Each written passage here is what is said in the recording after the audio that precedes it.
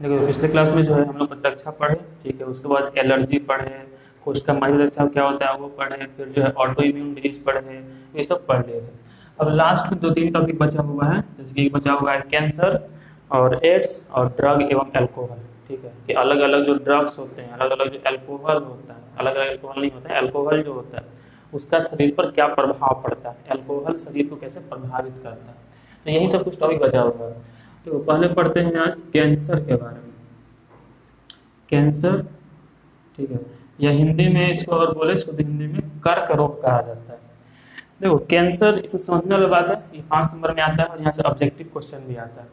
Second हम सब बोलते हैं कि ऑब्जेक्टिव को अलग से नहीं याद करना है, जो थ्योरी है उसे बढ़िया से पढ़ना है, ऑब्जेक्टिव उसी में से आएगा। तो इसमें से जो है 2-3 ऑब्जेक्टिव बन सकता है बढ़िया बढ़िया। देखो कैंसर, सबसे पहली बात है कि कैंसर के अध्ययन को क्या कहते हैं। तो जीव विज्ञान की जिस शाखा के अंदर कैंसर का अध्ययन, क्योंकि हम लोग क्या करने वाले हैं, कैंसर का अध्ययन करने वाले हैं, तो पता होना चाहिए कैंसर के अध्ययन को आखिर कहते कैसे हैं। जिस तरह से जंतु के अध्ययन को जो है जंतु विज्ञान कहते हैं, है ना, पादप के अध्ययन को वस्तु विज्ञान कहते हैं, बोटनी, सूक्ष्म जीव के अध्ययन को सूक्ष्म विज्ञान कहते हैं, वैसे ही कैंसर के अध्ययन को क्या कहते हैं। तो कैंसर के अध्ययन को बोलते हैं ऑन्कोलॉजी। कैंसर के अध्ययन को बोलते हैं ऑन्कोलॉजी। ऑन्कोलॉजी, ऑनको मतलब होता है कैंसर, लॉजी मतलब होता है अध्ययन, तो कैंसर के अध्ययन को ऑन्कोलॉजी कहते हैं। देखो कैंसर से जो है हर एक साल भारत में लगभग 10 लाख लोग मरते हैं, 10 लाख से अधिक लोग, ठीक है, 10 लाख डाटा है 2006 का, 10 लाख से अधिक लोग प्रति वर्ष भारत में कैंसर बीमारी से मरते हैं। इस मतलब पूरा अभी हम पूरा बात करेंगे कैंसर के बारे में विस्तार से, हर एक चीज़ जो एनसीईआरटी में दिया हुआ है, कुछ चीज़ एनसीईआरटी में नहीं दिया हुआ है, उसके बारे में भी बताएंगे कैंसर के बारे में। देखो पहली बात है कि कैंसर के अध्ययन में क्या कहा जाता है, ऑन्कोलॉजी का। तो कैंसर होता क्या है, आखिर कैंसर क्यों होता है। हमारी जो कोशिकाएं हैं, शरीर में जो कोशिकाएं हैं, उनके पास 2 तरह का गुण है। एक गुण है विभाजन करने का, मतलब कोशिकाएं जो हैं वो क्या होती हैं, विभाजित होती हैं, 1 से 2, 2 से 4 डिवाइड करती हैं, तभी ना कोशिकाओं की संख्या बढ़ता है। मान लो सबसे पहले जाइगोट होता है एक कोशिका, वो बढ़ता है तो 2 कोशिका बनता है, 4 कोशिका बनता है, इस तरह से बनता है, मतलब कोशिका क्या होता है, विभाजन होता है। और इसके अलावा जो है कोशिका का विभेदीकरण होता है। तो 2 तरह का लक्षण कोशिकाओं में पाया जाता है, एक लक्षण है विभाजन करने का और एक लक्षण है विभेदीकरण करने का। विभेदीकरण क्या है, विभाजन क्या समझ गए, कि जिस प्रक्रिया से कोशिका अपनी संख्या को बढ़ाएगा, अब या तो समसूत्री विभाजन होगा या असूत्री विभाजन होगा, और जिस प्रक्रिया से कोशिका अपनी संख्या को बढ़ाएगा वो क्या कहलाएगा, विभाजन। विभेदीकरण क्या है, तो मान लो कि जाइगोट बना, जाइगोट कैसे बनता है, नर युग्मक मादा युग्मक के संलयन से जाइगोट बनता है। अब केवल से विभाजन होते रहा तो क्या एक मनुष्य बन जाएगा, नहीं, विभाजन होगा तो क्या होगा, 1 से 2 कोशिका हो जाएगा, 2 से 4 कोशिका हो जाएगा, तो खाली कोशिका ना बढ़ रहा है, उससे क्या होगा, कोशिका खाली एक समूह बन जाएगा। इस तरह इंसान में हाथ होता है, पैर होता है, अलग अलग अंग होते हैं, क्या वो केवल विभाजन से हो जाएगा, नहीं होगा। तो वहां पर क्या होना पड़ेगा, विभेदीकरण, मतलब कुछ कोशिका जाकर हाथ बनाएगा, कुछ कोशिका जाकर लंग्स बनाएगा, फेफड़ा, कुछ कोशिका जाकर जो है हार्ट बनाएगा, तो उस प्रक्रिया को क्या कहा जाता है, विभेदीकरण कहा जाता है। मतलब कोशिका में 2 चीज होता है, एक होता है विभाजन जिससे उसकी संख्या बढ़ती है, और दूसरा होता है विभेदीकरण जिससे कि वो जो जिस तरह का जरूरत है उसमें परिवर्तित होता है, ठीक है। अब क्या होता है, कभी कभी किसी कारण से, तो क्या कारण होता है आगे हम देखेंगे, कभी कभी किसी कारण से कोशिका विभाजित तो होता है लेकिन विभेदीकृत नहीं हो पाता है। अब जब कोशिका विभेदीकृत नहीं होगा तो उससे क्या होगा, कोशिका एक जगह जमा होने लगेगा। विभेदीकरण क्या है, मान लो कि यहाँ पर कोशिका जो ज़्यादा बन गया, तो जहाँ जरूरत है वहाँ कोशिका चल जाएगा, तो इसको बोलेंगे विभेदीकरण, ठीक है। और विभेदीकरण अगर नहीं हो तो फिर क्या होगा, कोशिका केवल बनते रहेगा और जाएगा नहीं, तो एक जगह कोशिका का झुंड बन जाएगा, गुच्छा बन जाएगा। तो वो जो कोशिका का झुंड बन जाता है उसको बोलते हैं ट्यूमर। क्या बोलते हैं उसको, ट्यूमर। तो ट्यूमर क्या है, तो कोशिकाओं का जो समूह है जो क्यों उत्पन्न हुआ है, तो कोशिका विभेदीकरण नहीं होने से उत्पन्न हुआ है, ठीक है। 2 चीज होता है, देखो एक तो विभेदीकरण हो रहा है, मतलब जिससे कि जहाँ जाना है वहाँ जा रहा है। दूसरा एक और चीज होता है, जो भी कोशिकाएं होती हैं उसमें एक लक्षण पाया जाता है जिसको बोलते हैं contact inhibition. Contact inhibition, contact inhibition, contact inhibition जो है, कॉन्टैक्ट इनहिबिशन ये क्या है, तो ये एक ऐसी प्रक्रिया है जिससे कोई कोशिका अपने पड़ोस की कोशिका को भी ज़्यादा, अगर जो पड़ोस की जो कोशिका है तो अधिक तेजी से अगर डिवाइड कर रहा है तो कोशिका जो है उसको डिवाइड करने से रोकता है। इसको बोलते हैं कॉन्टेक्ट इनहिबिशन। कॉन्टेक्ट मतलब होता है संपर्क, और इनहिबिशन मतलब होता है रोकना। तो जो कोशिका संपर्क में है वो बहुत तेज डिवाइड कर रहा है तो उसको कोशिका क्या करता है, रोकता है। इसको क्या कहते हैं, कॉन्टेक्ट इनहिबिशन। अगर मान लो ज़्यादा बन भी गया तो क्या हो जाता है, इसको विभेदीकरण हो जाता है या फिर जहाँ जाना है वहाँ चल जाता है। तो इस तरह से ट्यूमर नहीं बन पाता है। एक तो कोशिका को ज़्यादा डिवाइड करने से रोक रहा है, दूसरा अगर ज़्यादा बन भी जा रहा है तो उसका क्या हो जाता है, विभेदीकरण हो जाता है। अब क्या होता है, किसी कारण से कॉन्टेक्ट इनहिबिशन भी फेल हो जाता है, विभेदीकरण भी फेल हो जाता है। तो इससे क्या होता है कि कोशिका अब अनियंत्रित रूप से विभाजित होता है, अनकंट्रोल डिवीजन होता है। और जब सेल में अनकंट्रोल डिवीजन होता है तो उससे फिर क्या होगा, सेल का एक ग्रुप बन जाए, गुच्छा, उसी को क्या कहते हैं, ट्यूमर। अब जो ये ट्यूमर है ये होता है दो प्रकार का। ट्यूमर होता है दो प्रकार का ट्यूमर बनता है। एक को कहते हैं बेनाइन ट्यूमर, एक को कहते हैं बेनाइन ट्यूमर, और एक को कहते हैं मैलिग्नेंट ट्यूमर। एक को कहते हैं बेनाइन ट्यूमर और एक को कहते हैं मैलिग्नेंट ट्यूमर। मतलब ट्यूमर बनता है, ट्यूमर क्या है, कोशिका का समूह। जो ट्यूमर बनता है वो दो प्रकार का होता है, एक बिनाइन ट्यूमर, बेनाइन बोलो या फिर बिनाइन बोलो, एक बिनाइन ट्यूमर और एक कौन होता है, मैलिग्नेंट ट्यूमर। ट्यूमर क्या है समझे, कोशिकाओं का समूह है। क्यों बना है ट्यूमर, तो कॉन्टेक्ट इनहिबिशन के फेल करने से। कॉन्टेक्ट इनहिबिशन क्या है, तो वह प्रक्रिया जिससे कोई कोशिका अपने आसपास की कोशिकाओं को अत्यधिक तेजी से वृद्धि करने से रोकता है, उस प्रक्रिया को कॉन्टेक्ट इनहिबिशन कहते हैं। ये फेल कर जाता है। दूसरा क्या फेल जाता है, विभेदीकरण। जब कोशिका विभेदीकृत नहीं होगा तो एक ही जगह कोशिका जमा होने लगेगा और फिर वो क्या बनाएगा, ट्यूमर। ट्यूमर होता है कितने प्रकार का, दो प्रकार का। कौन कौन, एक होता है बिनाइन ट्यूमर और एक कौन होता है मैलिग्नेंट ट्यूमर। अब वैसा ट्यूमर जो शरीर में फैलता नहीं है, जो एक ही जगह रहता है, जब दोनों में कुछ अंतर होता है। जो ये मैलिग्नेंट ट्यूमर है इसी को कैंसर कहा जाता है। मैलिग्नेंट ट्यूमर को ही कैंसर ट्यूमर कहा जाता है। तब दोनों में अंतर क्या होता है, ट्यूमर समझे क्या है, जहां भी कोशिका का समूह बन जाए, झुंड बन जाए, ठीक है, उसको क्या कहेंगे, ट्यूमर। अब जो ट्यूमर शरीर में फैल नहीं रहा है, एक ही जगह है, उस वह बिनाइन ट्यूमर है। जैसे कि कुछ और प्लस फिर जाते हैं। तो ये क्या होता है, शरीर में फैलता नहीं है, एक ही जगह रहता है। ये क्या होता है, शरीर में फैलते रहता है। जो मैलिग्नेंट ट्यूमर है ये शरीर में क्या होता है, फैलता है, और ये शरीर में फैलता नहीं है। दूसरा बेनाइन ट्यूमर जो है इसमें दर्द नहीं होता है, मतलब जहाँ होगा वहाँ दर्द नहीं होगा। मैलिग्नेंट ट्यूमर जहाँ होगा वहाँ दर्द होगा, जब होगा ट्यूमर के आसपास दर्द होगा। बेनाइन ट्यूमर जो है वो एक जगह स्पेसिफिक रहता है, मतलब कि एक तो इसका शेप फिक्स होता है, गोलाकार या अंडाकार शेप रहेगा और फिक्स रहेगा एक जगह पर। जबकि ये ऐसा नहीं, इसमें मान लो कि अगर ट्यूमर है, एक तो इसका शेप फिक्स नहीं होगा, मतलब कि रेगुलर नहीं होगा, नियमित आकार इसका नहीं होगा। दूसरा चीज़ ये है कि यहाँ से ब्रांच निकला होगा, मतलब कि ट्यूमर मान लो यहाँ पर है, अब बिनाइन ट्यूमर अगर है तो एक ही जगह रहेगा, उसके आसपास कुछ मालूम नहीं चलेगा। लेकिन मैलिग्नेंट ट्यूमर अगर कोई है तो उसके आसपास भी शाखा निकला हुआ दिखाई देगा। किसमें, मैलिग्नेंट ट्यूमर में, बिनाइन ट्यूमर में नहीं। तो ये सब कुछ अंतर, इससे हम पहचान सकते हैं कि जो ट्यूमर हुआ है वो बेनाइन है कि मैलिग्नेंट है, मतलब कैंसर वाला ट्यूमर है कि नहीं है। ठीक है, जैसे कि मान लो जो गिल्टी का होता है, गिल्टी जो होता है तो वो जो होता है बिनाइन ट्यूमर होता है। ठीक है, देखो अधिकांश गिल्टी में दर्द नहीं होता है, ठीक है, प्लस उसका कोई शाखा भी नहीं होता है, जहाँ रहता है स्पेसिफिक होता है, प्लस शरीर में फैलता नहीं है। तो ये सब बिनाइन ट्यूमर का लक्षण है। और कैंसर वाला ट्यूमर होगा तो उसमें दर्द होगा, बिनाइन ट्यूमर में दर्द नहीं होता है, गिल्टी में दर्द नहीं होता है। जो कैंसर वाला ट्यूमर होगा उसमें दर्द होगा, शरीर में फैलेगा, इसके अलावा जो है उसके शाखाएं निकली होंगी। ठीक है, तो ये सब लक्षण है मैलिग्नेंट ट्यूमर। तो ये है ट्यूमर। तो ट्यूमर क्या है, ट्यूमर कोशिकाओं का समूह है। ठीक है, किन तरह का होता है ट्यूमर, दो तरह का। कौन कौन, बेनाइन ट्यूमर, मैलिग्नेंट ट्यूमर। शरीर में कौन नहीं फैलता है, तो बेनाइन ट्यूमर नहीं फैलता है, और कौन फैलता है, तो मैलिग्नेंट ट्यूमर फैलता है। देखो मैलिग्नेंट ट्यूमर जो है, इसकी जो फैलने की जो प्रक्रिया है उसको कहते हैं मेटास्टेसिस। इसको क्या कहते हैं, मेटास्टेसिस। मेटास्टेसिस कि पूछे अगर कि मेटास्टेसिस क्या है, तो वह घटना जिसमें मैलिग्नेंट ट्यूमर रक्त के माध्यम से शरीर के अन्य भागों तक पहुंचता है, उस प्रक्रिया को क्या कहते हैं, मेटास्टेसिस, जो कि सबसे खतरनाक लक्षण है मैलिग्नेंट ट्यूमर का। क्योंकि शरीर में फैलेगा तो उससे फिर क्या होगा, शरीर में अन्य जगहों पर भी ट्यूमर उत्पन्न होगा, मैलिग्नेंट ट्यूमर उत्पन्न होगा, और धीरे धीरे पूरे शरीर में उत्पन्न होगा। अच्छा, इसका नुकसान क्या है? आखिर मान लो कैंसर ट्यूमर शरीर में फैल रहा है कोशिका, तो आखिर उसका नुकसान क्या होता है?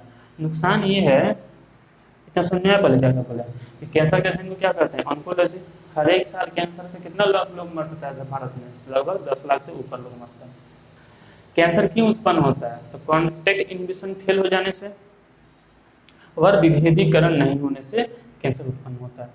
कैंसर, ठीक है, जब कॉन्टैक्ट इनहिबिशन फेल कर जाता है, मतलब कोशिकाएं अनियंत्रित रूप से विभाजित होना शुरू हो जाती हैं, तो कोशिकाओं का समूह बन जाता है, उसको क्या कहा जाता है? ट्यूमर।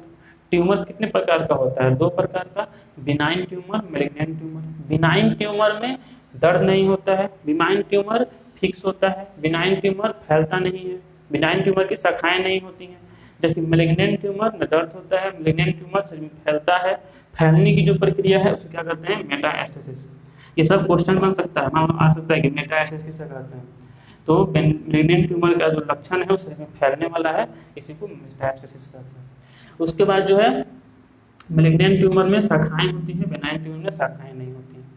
अब बात है कि आखिर ये शरीर में मान लो फैल रहा है, तो इससे नुकसान क्या है? आखिर ये कैसे नुकसान करेगा?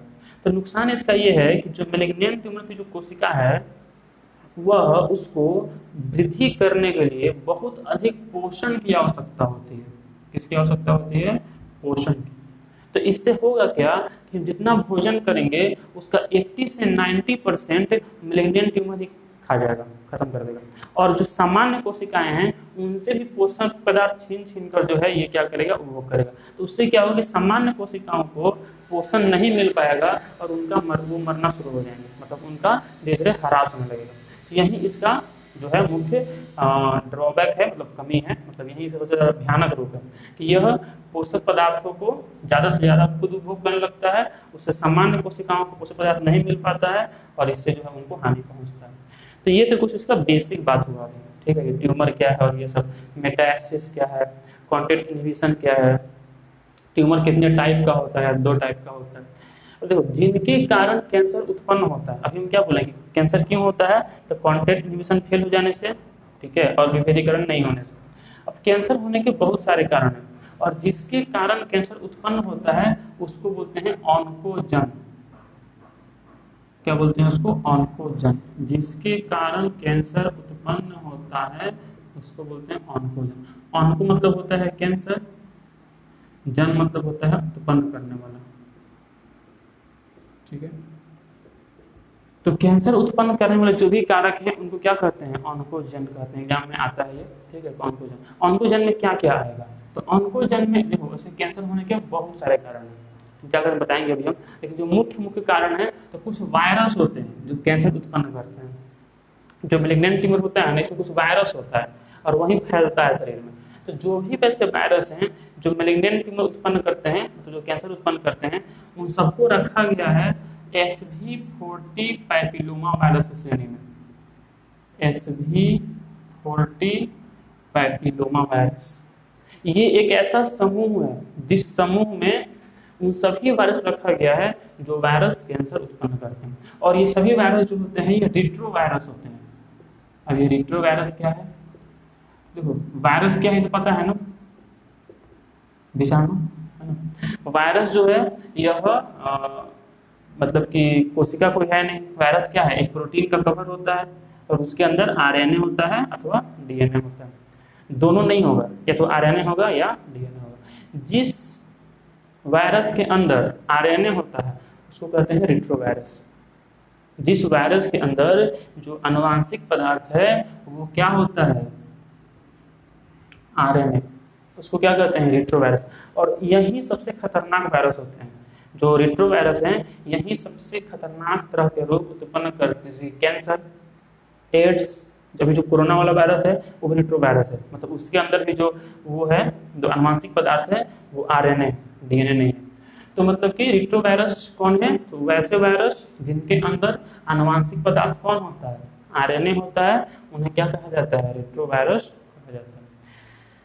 अब देखो, अब इसमें थोड़ा आगे देखा जाए कि मैलिग्नेंट ट्यूमर का और क्या क्या, कैंसर के प्रकार होता है, क्या क्या देखें कि कैंसर के अध्ययन को क्या कहते हैं? ऑन्कोलॉजी।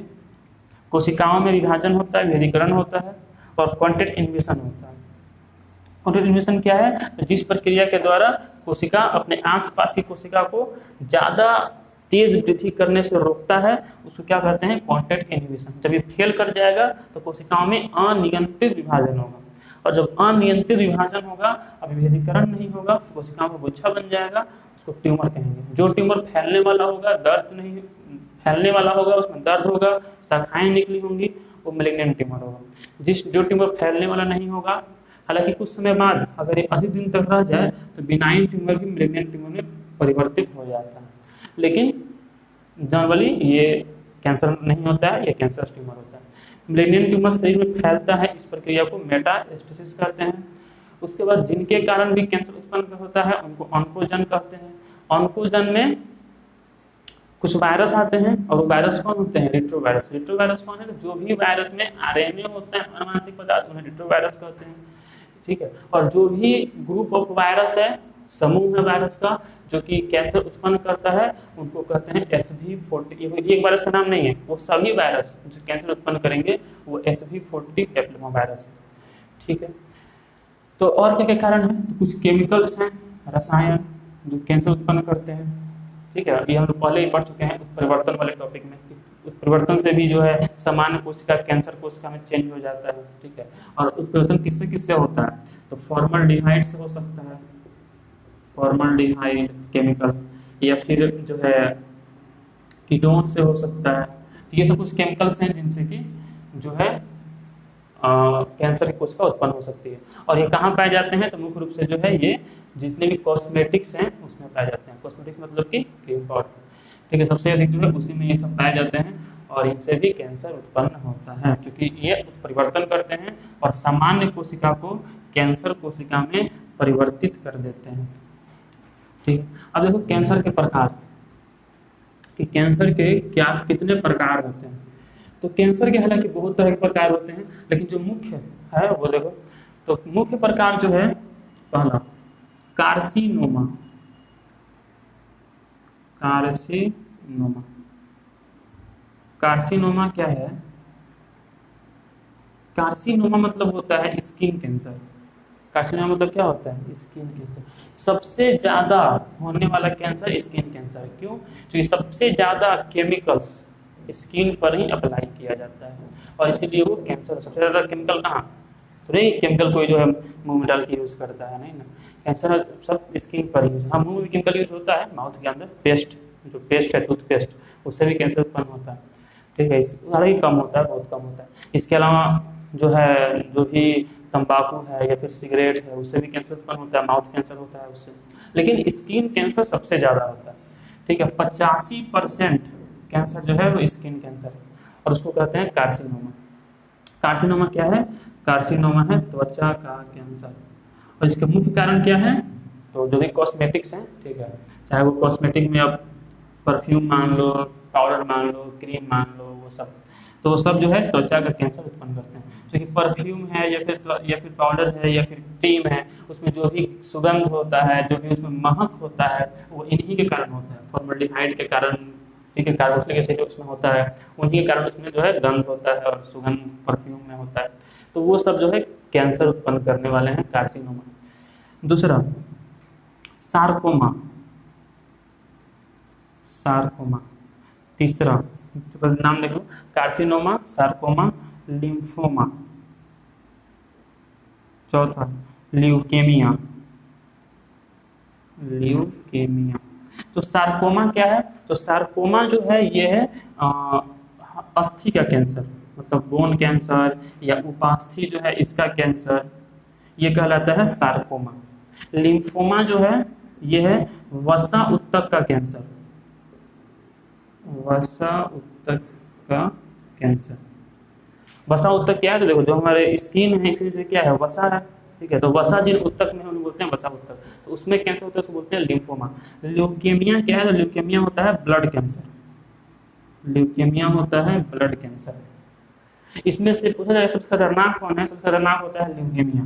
देखो, कैंसर इतने ही प्रकार के नहीं है, कैंसर बहुत टाइप के होते हैं, ठीक है। अब कैंसर कहीं भी सकता है, माउथ कैंसर होता है, ठीक है, चेस्ट कैंसर, बहुत तरह कैंसर होते हैं, लेकिन सबसे ज़्यादा होता है कार्सिनोमा, और सबसे खतरनाक होता है ब्लड कैंसर, ल्यूकेमिया।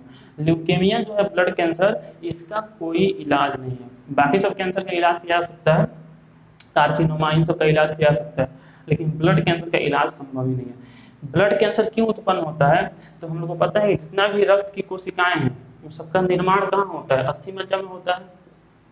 पढ़े थे ना पिछले क्लास में, जितने भी ब्लड सेल्स हैं सबका निर्माण होता है अस्थि मज्जा में। अस्थि मज्जा में कुछ कोशिकाएं होती हैं जिन्हें कहते हैं स्टेम कोशिका। क्या कहते हैं उन्हें? स्टेम कोशिका। और जो स्टेम कोशिका है यही डिवाइड होकर आरबीसी, डब्ल्यूबीसी, प्लेटलेट्स का निर्माण करता है। अब किसी कारण से क्या होता है कि स्टेम कोशिका ही कैंसरस हो जाता है। मतलब स्टेम कोशिका जो है वह अनियमित आकार का और अनियमित मात्रा में ब्लड सेल का उत्पादन शुरू कर देते हैं। जैसे कि नॉर्मली हमारे ब्लड में डब्ल्यूबीसी कितना होता है, 6000 से 8000 होता है नॉर्मली। लेकिन स्टेम कोशिका में अगर कैंसर हो जाए, मतलब स्टेम कोशिका अगर कैंसरस हो जाए, तो फिर जो है ये जो डब्ल्यूबीसी है ये 10,000 से ऊपर हो जाता है, और उसी को बोलते हैं ल्यूकेमिया। सबसे जो मुख्य जो मतलब की चीज़ होता है, जिससे मालूम चल सकता है कि ब्लड कैंसर हुआ है कि नहीं हुआ है, तो होता है डब्ल्यूबीसी काउंट। तो डब्ल्यूबीसी काउंट है वो बहुत बढ़ जाता है, 10,000 से अगर ऊपर हो जाए डब्ल्यूबीसी, इसका मतलब कि वो ब्लड कैंसर का निशानी होता है। अब ब्लड कैंसर जो है इसका कोई भी इलाज नहीं है। बाकी का इलाज है, मतलब बाकी इलाज तो किसी का भी नहीं हो सकता, लेकिन ठीक है बाकी सब में काफ़ी समय तक 20, 25, 30 साल तक जो है बीमारी के साथ इंसान जिंदा रह सकता है। लेकिन ब्लड कैंसर में ऐसा नहीं है। ब्लड कैंसर में मैक्स टू मैक्स 16 साल तक इंसान जी सकता है। 16 साल के बाद इंसान जो है वो नहीं जी सकता है। और भी 16 साल तब जी सकता है जब उसको लगातार ब्लड ट्रांसफ्यूज कराया जाए। देखो शरीर में कुछ ऐसी बीमारियां होती हैं जिसमें हमेशा ब्लड, पूरा बॉडी का ब्लड चेंज करना पड़ता है, तो वो बीमारी में से ब्लड कैंसर है।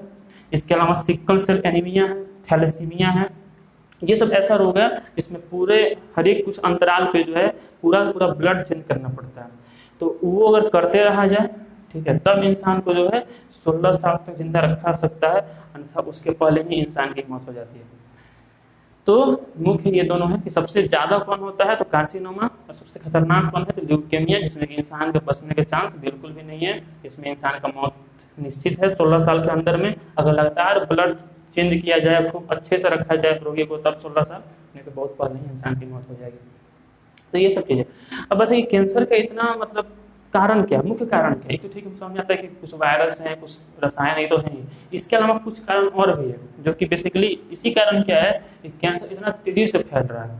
अगर देखो तो 1970-80 के आसपास में जो बीपी था बहुत कम लोग को था, लेकिन 80-90 के आसपास आते थे क्या हुआ कि बीपी लगभग हर एक घर में हो गया। मतलब कि बीपी एक तरह से कहो कि घरेलू बीमारी हो गया।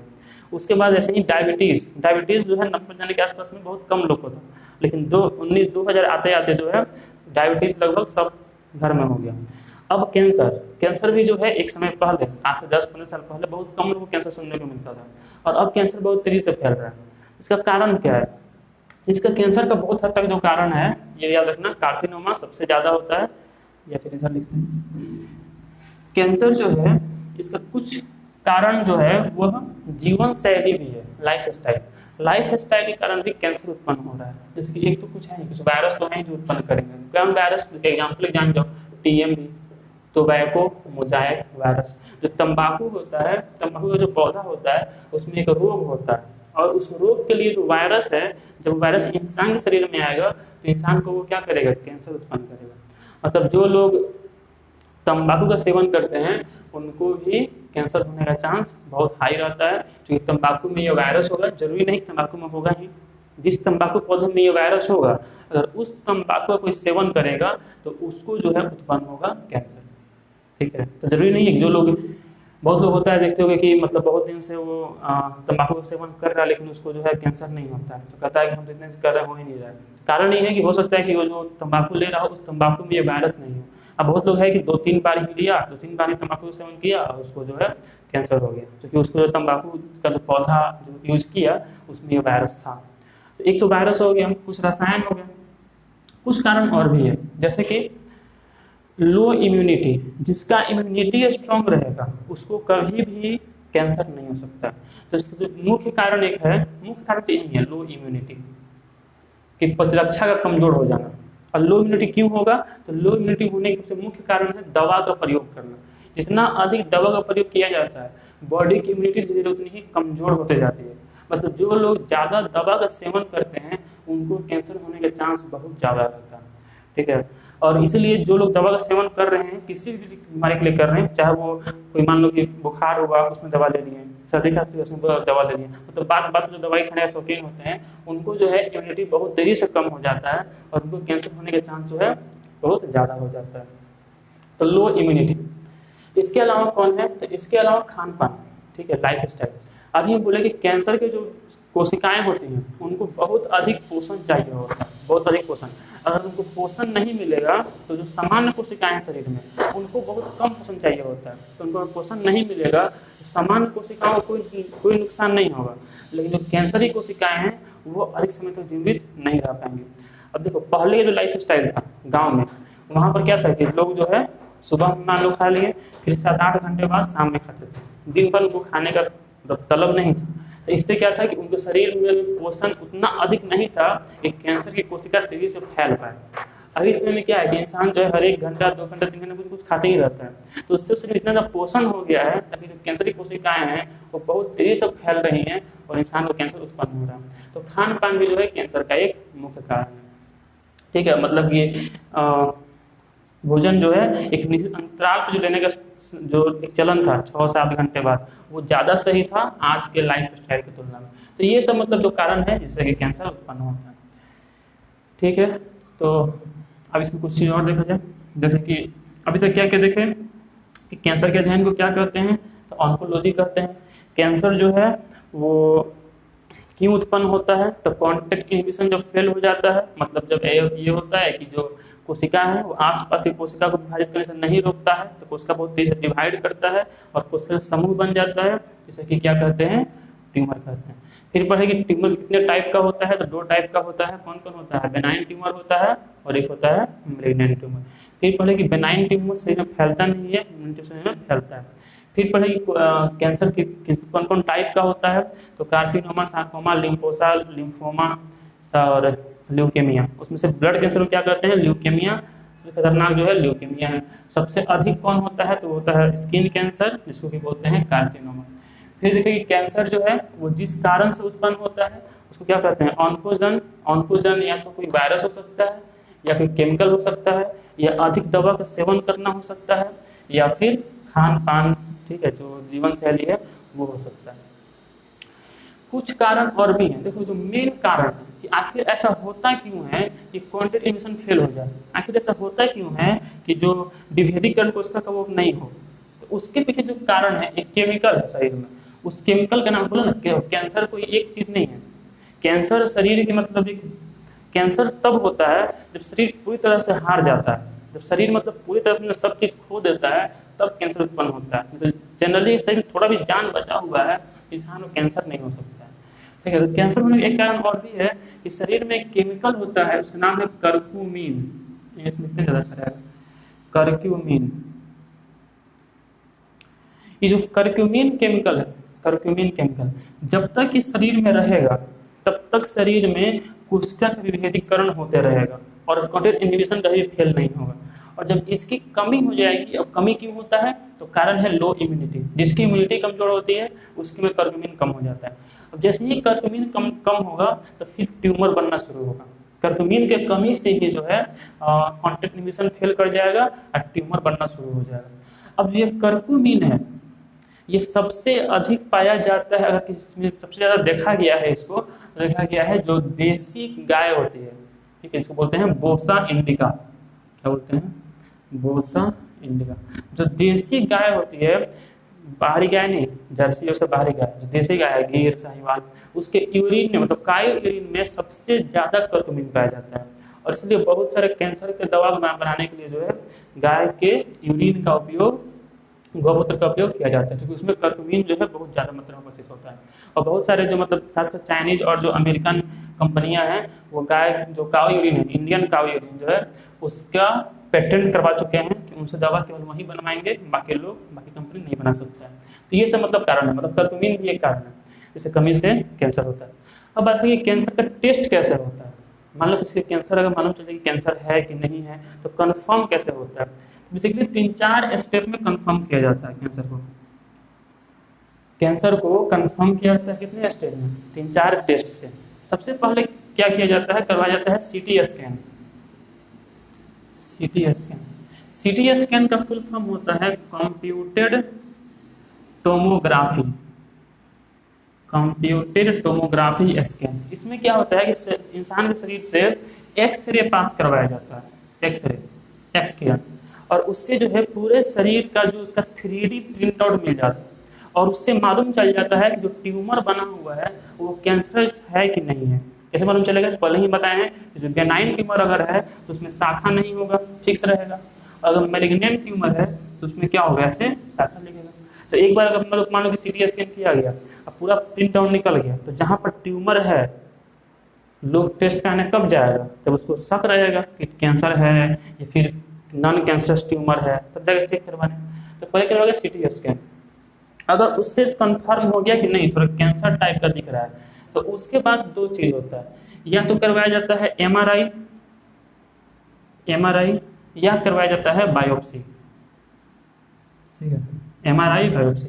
एमआरआई का फुल फॉर्म होता है मैग्नेटिक, सबसे हाई लेवल कोई टेस्ट है तो एमआरआई है। एमआरआई से ऊपर कोई टेस्ट नहीं होता है। सीटी स्कैन, एक्सरे, जितना भी मतलब टेस्ट है सब में सबसे हाई लेवल टेस्ट एमआरआई है। फुल फॉर्म होता है magnetic resonance imaging, MRI. MRI करने से क्या होता है कि एमआरआई में जो है न्यूट्रॉन लेवल पे जाके, प्रोटॉन लेवल पे जाके चेक किया जाता है कि बॉडी में जो प्रोटॉन है, देखो बॉडी में बना हुआ किसका है? परमाणु का ही बना है ना। तो परमाणु में जो प्रोटॉन है, न्यूट्रॉन है, वो सही से है कि नहीं। ठीक है, उसके लिए जो है चुंबकीय क्षेत्र का उपयोग किया जाता है, तो वो टेस्ट होते हैं एमआरआई। इससे कंफर्म हो जाता है कि ट्यूमर कैंसरस है कि नहीं है। कैंसर है तो किस स्टेज में है? फर्स्ट स्टेज में, सेकेंड स्टेज में? वो स्टेज क्या होता है तो उतना विस्तार में हम लोग कैंसर से नहीं पढ़ना है, जो मतलब बोर्ड लेवल का है इतना बात काफ़ी है, जो बता रहे हैं। बाकी हो सके अलग से एक बनाएंगे वीडियो या बताएंगे अलग से इसमें कि पूरा कैंसर का कौन कौन स्टेज होता है कैंसर का, फर्स्ट सेकेंड थर्ड, फिर किस स्टेज का क्या लक्षण होता है, वो सब अलग से पढ़ा जाएगा। तो एमआरआई को क्या होता है? मैग्नेटिक रिजोनेंस इमेजिंग, इसमें चेक किया जाता है। या फिर किया जाता है बायोप्सी।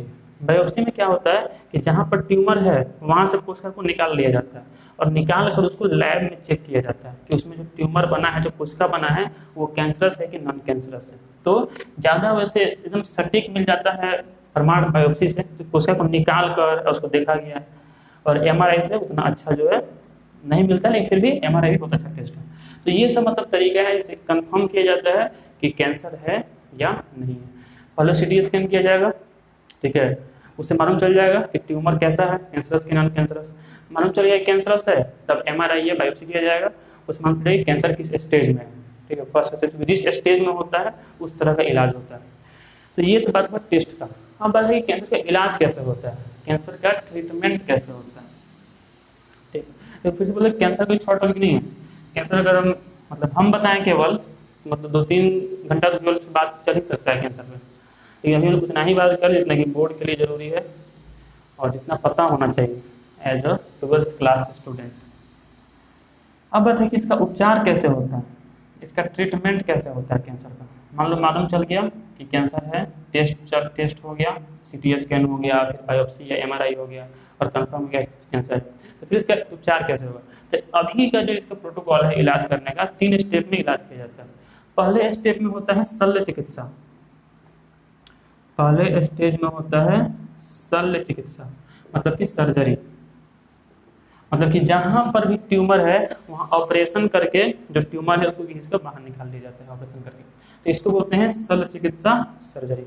उसके बाद देखो ट्यूमर को मान लो निकाल भी लिया गया ऑपरेशन करके, फिर भी वहां पर कुछ ना कुछ ट्यूमर का भाग बचा रह ही जाता है। ठीक है, तो किया जाता है इसका रेडियोथेरेपी। रेडियोथेरेपी, रेडियोथेरेपी में क्या होता है कि गामा किरण से जहां ट्यूमर है वहां हमला कराया जाता है। तो गामा किरण बहुत ही भारी किरण होता है, जब ये जाता है तो जो भी कैंसर की कोशिकाएं हैं उनको मार डालता है। ठीक है, जब हमला कराया जाएगा जाकर ट्यूमर की कोशिकाओं को ये नष्ट कर देता है। इसको बोलते हैं रेडियोथेरेपी, जो किसमें रेडिएशन दिया है। गामा क्या है? गामा रे, रेडिएशन, इसको बोलते हैं रेडियोथेरेपी। तीसरा होता है कीमोथेरेपी। कीमोथेरेपी, कीमोथेरेपी मतलब कि कुछ ऐसी दवाइयाँ होती हैं जो कि प्राकृतिक रूप से मतलब वो ट्यूमर को नष्ट कर देती हैं। तो उन दवाइयों को एक निश्चित अंतराल पे, डिपेंड करता है कि किस स्टेज पे कैंसर है, तो 6 स्टेप में या फिर 7 स्टेप में कैंसर की जो दवाइयाँ हैं उनको चढ़ाया जाता है शरीर में, इसको बोलते हैं कीमोथेरेपी। अब जिस स्टेज का कैंसर है उतना बार डोज होता है, जैसे कि मान लो सेकेंड या थर्ड स्टेज पहुँच गया है तो फिर 6 बार 21-21 दिन के अंतराल पे दवाइयाँ चढ़ाई जाती हैं। इसका कुछ साइड इफेक्ट भी होता है, जैसे कि इसमें शरीर में सब जितना भी बाल है सब बाल झड़ जाता है शरीर में से। उसके अलावा मतलब सर और हर जगह से बाल झड़ जाता है। उसके अलावा जो है शरीर का इम्यूनिटी एकदम कमजोर हो जाता है, ठीक है। और ये तीनों चीज़ होने के बाद भी श्योरिटी नहीं है कि कैंसर दूर हो ही गया, क्योंकि कैंसर एक ऐसा चीज़ है जो एक बार होना शुरू होता है तो फिर बड़ी फैल गया है। तो हम तो इलाज उससे होता है ना कि जहाँ ट्यूमर दिख रहा है, आज जहाँ मान लो फैला है ट्यूमर बना नहीं है, वहाँ तो हम इलाज किए नहीं, तो फिर वहाँ हो सकता है कि फिर भी हो सकता है। लेकिन अभी के समय में यही इलाज है, ठीक है। शल्य चिकित्सा, देखिए सब ब्लड कैंसर के लिए नहीं है। ब्लड कैंसर में जो है उसका इलाज नहीं है, क्योंकि उसमें हम बोन मैरो को निकाल नहीं सकते हैं बाहर। तो उसमें यही है कि बार बार ब्लड चेंज करना पड़ता है, हर एक कुछ दिन पर जो है ब्लड पूरा गंदा हो जाता है, मतलब ब्लड में कोशिकाएं जो है वो सब अनियमित हो जाती हैं, तो ब्लड पूरा चेंज करना पड़ता है। तो सर यही 3 स्टेज है, शल्य चिकित्सा, रेडियोथेरेपी और कीमोथेरेपी। शल्य चिकित्सा क्या है कि ऑपरेशन करके बाहर निकाल दिए। रेडियोथेरेपी क्या है कि गामा किरण से हमला कराया गया और कोशिकाओं को नष्ट किया गया। और कीमोथेरेपी क्या है कि इसमें जो है कुछ दवाइयों को शरीर में चढ़ाया गया जो कि जाकर कैंसर की कोशिकाओं को मारेंगी। तो ये बात था पूरा कैंसर के बारे में, ठीक है, इसको नोट कर लेना।